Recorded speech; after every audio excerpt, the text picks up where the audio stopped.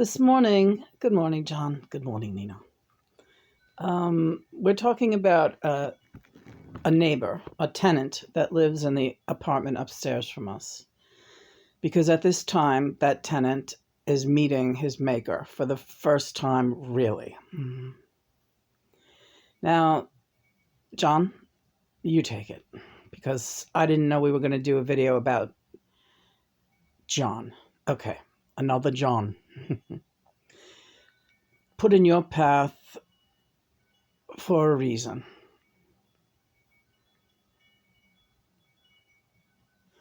I always had that feeling. A loner. And a lamb in the middle of a family that has treated you very unkindly ever since they have known of you. Yes, he comes from a family of people that were really horrible to me, bar none, all of them. And he was the only one that was ever decent to me. And he is our upstairs tenant, and he's lived alone as long as I've known him. And the thing is, my dogs loved him. My dogs really loved him, especially Herman. So I thought, this guy must be okay. Am I right, John? We all have good and bad in us. But he loves you and always has, and has seen something special about you that the rest of his kin down here have refused to acknowledge. So last night he was taken away in an ambulance, right? And his complications are severe. And we just did a reading on him and ultimately drew the death card, which Lena noted was number 13 in the deck of the Major Arcana Tarot, and today is the 13th. Right, so I said, is he dying? Is he crossing over right now?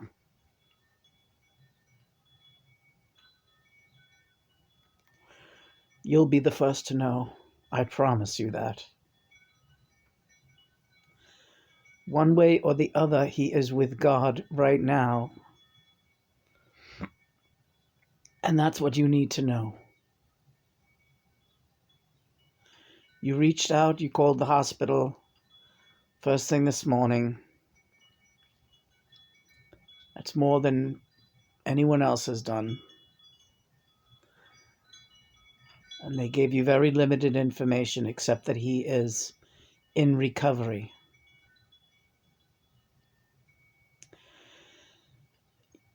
Yeah, I have sensed that he has been deteriorating up there, but I didn't know to what extent of self-neglect and depression he must have been feeling. Possibly even a form of dementia, I don't know. The thing is, me and Christopher and John, we've been down here, and we've been kind of feeling like something's wrong up there. But he's such a loner, and we've invited him for dinner, and he never accepts. And this is somebody who's known Christopher all his life. But he's just like a real hardcore loner. And for whatever reason, we barely see him. And so his condition went unrecognized by any of us. Me, I'm bedbound. So I'm wheelchair bound, I should say. I get up as often as I can, but the pain, I'm fighting whatever. My pain sometimes is, I have to do you manage your pain just fine. Let's not dwell on that. So, I haven't really been thinking about John upstairs and his condition. But when he was taken away last night, he was in very bad shape. And his situation seems very dire. And it seems that his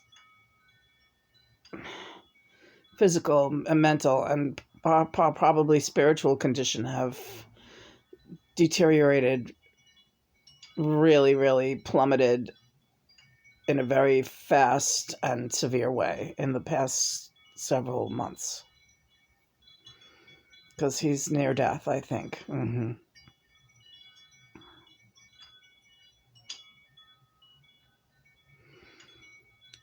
We pray.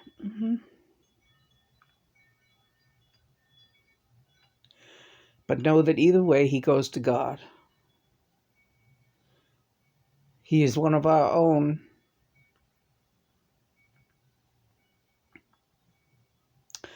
And should he come back here,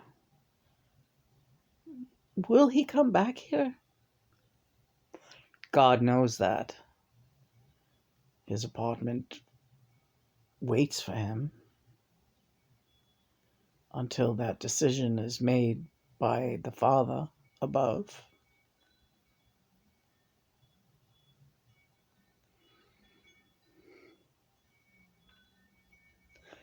Should he come back, you are here for him, Lena.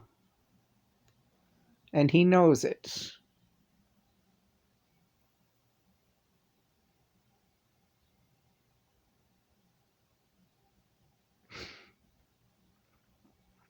I just don't want him to be in any pain. He's not now.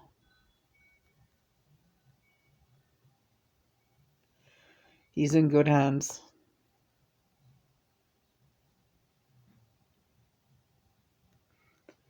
Okay? Okay. I love you, John.